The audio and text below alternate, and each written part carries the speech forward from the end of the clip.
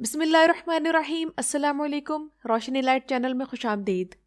ناظرین اکرام، کرولش عثمان کا سیزن 3 شروع ہونے کے بعد میں نے ایک ویڈیو میں عثمان بے کے اس نئے سیزن میں آنے والے دشمنوں کا ذکر کیا تھا، اور ابھی تک جتنی بھی قسطیں ہم نے دیکھی ہیں ان میں عثمان بے کا ٹکراؤ بازنطینی گورنروں سے ہی ہو رہا ہے کہ تینوں گورنر یعنی ہرمن کایا کا کوسے میحال، بلچک کلے کا گورنر روگاتوس اور ایناگول کا تکفور آیا نکولا عثمان غازی کے خلاف مسلسل چالیں چل رہے ہیں، جن میں ابھی تک عثمان بے ان سب پر بھاری پڑ رہے ہیں۔ لیکن قسط نمبر 9 کے ایک سین میں ہمیں ایک اور دشمن کی آمد کی خبر ملی ہے جو کہ ایک سلجوقی وزیر ہوگا۔ روگاتوس سے گفتگو کرتے ہوئے آیا نکولا کہتا ہے کہ میں نے ایک سلجوقی وزیر علم شاہ سے بات کی ہے، وہ بھی عثمان کی بڑھتی طاقت سے خوش نہیں۔ اور پھر آیا نکولا یہ کہتا ہے کہ اگر ازنی کلے کا تکفور سیگروس عثمان کے ہاں جاتا ہے اور قتل ہو جاتا ہے تو علم شاہ غصے میں عثمان بے پر حملہ کر دے گا، جبکہ گفتگو میں سلطان مسعود کا بھی ذکر آتا ہے کہ سلطان مسعود کی حکومت ہم سب کے لیے اہم ہے۔ تو ناظرین اکرام، ان جملوں سے صاف ظاہر ہے کہ جلدی عثمان بے کا ٹاکرا ایک نئے دشمن سلجوقی وزیر سے ہوگا۔ کیا یہ سلجوقی وزیر سعد الدین کوپیک کی طرح عثمان غازی کا چھپا دشمن ہوگا، یا پھر کھلم کھلا عثمان بے کے خلاف اپنی چالیں چلے گا؟ اور ان تمام حالات میں سلطان مسعود کا کیا کردار ہوگا؟ ان سوالات پر بات کرنے سے پہلے ڈرامے میں اس وقت جو زمانہ چل رہا ہے اس پر تھوڑی سی بات کر لی جائے تاکہ معلوم ہو جائے کہ ڈرامہ اب کس دور میں داخل ہو گیا ہے۔ کرولش عثمان کی موجودہ کہانی جس طرح آگے بڑھ رہی ہے اس کے مطابق ایناگول قلعے کی فتح اب قریب ہے، مگر اس سے پہلے تاریخ کے مطابق بلچک اور یار حصار کے قلعے فتح ہونا باقی ہیں۔ مگر ڈرامے میں رائٹر کی مرضی ہے کہ وہ اس کہانی کو کیا رنگ دے اور پہلے کون سا قلعہ فتح کروا دیا جائے۔ لیکن جہاں تک سلجوقی وزیر اور سلجوقی سلطنت کا تعلق ہے تو کرولش عثمان کے مداح سوچ رہے ہوں گے کہ اس وقت ڈرامہ جس دور میں ہے تب مغولوں کا زور کس حد تک تھا، سلجوقی سلطنت اپنے دور زوال کے کس درجے پر تھی، اور کیا سلجوقوں کی سلطنت اس قابل تھی کہ عثمان بے اگر اپنی الگ ریاست کے قیام کا اعلان کرتے ہیں تو اس پر ناراضگی کا اظہار کر سکے۔ تو ناظرین اکرام، اصل میں عثمان غازی کی فتوحات کا دور ایک ایسا اہم وقت اور دور تھا جب منگولوں کی الخانی سلطنت اندرونی طور پر ٹوٹ پھوٹ رہی تھی، جس کی ایک بڑی وجہ یہ بھی تھی کہ اب منگول تیزی سے اسلام قبول کر رہے تھے، اور وہی منگول جو مسلمانوں کے لیے عذاب الہی بن کر نمودار ہوئے تھے اب آپس میں لڑ کر تباہ ہونے میں مصروف تھے۔ جبکہ دوسری طرف سلجوقی سلطنت جو سلطان غیاث الدین کے دور حکومت سے ہی منگولوں کی اطاعت قبول کر چکی تھی، اب اس کے موجودہ سلطان منگولوں کی بیساکھیوں کے سہارے سلجوقی تخت پر بیٹھ کر حکومت کرتے تھے، اور اکثر معاملات میں وہ منگولوں کے احکام اور ہدایات پر ہی عمل کرتے تھے، اور منگولوں کے ساتھ کیے گئے کئی معاہدوں کی روح سے وہ اس کے پابند تھے۔ اس لیے عثمان بے نے کراچا حصار قلعہ جب 1288 میں فتح کیا تب سلجوقی سلطان نے عثمان غازی کو بیش قیمت تحفے بھیجے، اور اس کے کچھ سالوں بعد یعنی 1300 سے 1308 کے درمیان عثمان غازی نے سلجوقی سلطنت سے آزادی اور اپنی خود مختاری کا اعلان کر دیا،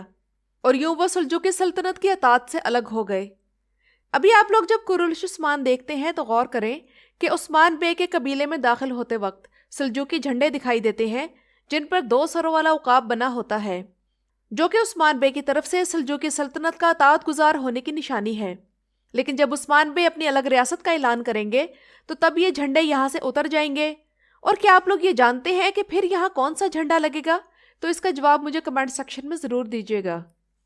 اور ناظرین اکرام، سلجوقی سلطنت سے الگ ہو کر اپنی خود مختاری کا اعلان کرنے والے عثمان بے ترکوں میں واحد سردار نہیں تھے، کیونکہ سلجوقی سلطنت کی کمزوری سے فائدہ اٹھا کر اور سلجوقی شہزادوں کی آپس میں خانہ جنگی سے تنگ آ کر کئی ترکمان ریاستوں نے اپنی خود مختاری کا اعلان کر دیا تھا۔ ان ترکمان ریاستوں کو آپ بیلک بھی کہہ سکتے ہیں۔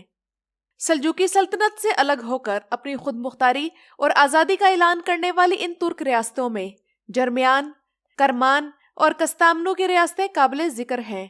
جن میں پھر عثمان بے بھی شامل ہو گئے۔ یاد رہے کہ عثمان بے کی اناتولیا کے بازنطینی علاقوں میں بڑھتی فتوحات کو دیکھ کر سلجوقی سلطنت کی طرف سے عثمان بے کو کئی خطابات دیے گئے تھے، جن میں حضرت عثمان غازی مرزبان، علی جا اور عثمان شاہ قابل ذکر ہیں۔ اور چونکہ کرولش عثمان کے سیزن 3 میں ہمیں یہ دکھایا گیا ہے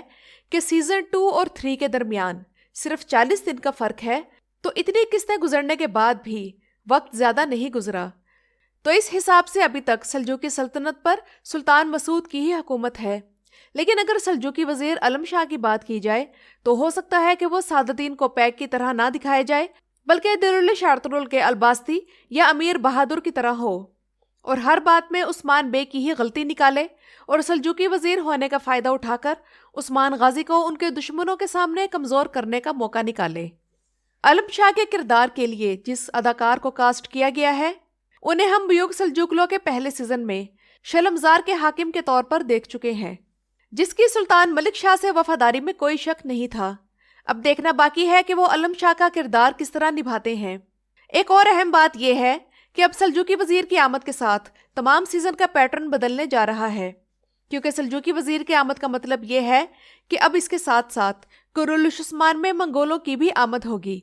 और मंगोलों की आमद की खबर सुनकर आप लोग ये समझ सकते हैं कि ड्रामे में उस्मान बे के दुश्मनों की भरमार होगी, जिससे कहानी के वाकयात मजीद दिलचस्प और सस्पेंसफुल होंगे। और इन सब से उस्मान बे एक ही वक्त में कैसे निपटेंगे, ये आप और मैं अब इस ड्रामे में देखेंगे। लेकिन सवाल यह है कि मंगोलों की आमद किस लिए ज़रूरी है। तो नाज़रीन इकराम, मंगोलों के ड्रामे में एंट्री इसलिए ज़रूरी है कि इस वक्त ड्रामे में बाज़ंतीनी तैकफूर उस्मान बे की टक्कर के साबित नहीं हो रहे और इनके तमाम मंसूबे फेल हो रहे हैं।